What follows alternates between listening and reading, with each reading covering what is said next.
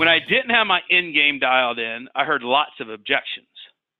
So what is end game? I'll give you these here. And there's three of them I'm going to talk about. Confidence, enthusiasm,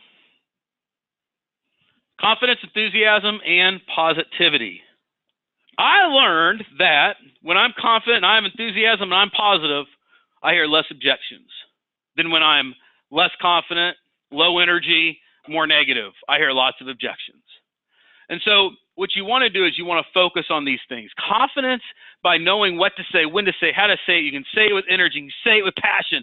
You can say it like without even thinking about it. It shows people that you got your thing dialed in. It shows people that they don't need to ask more questions because it sounds like you already got what you got going on. So it doesn't make them think, well, why? Well, what? Or how? So understand that confidence is earned. Confidence comes from within. You got to know what you're talking about.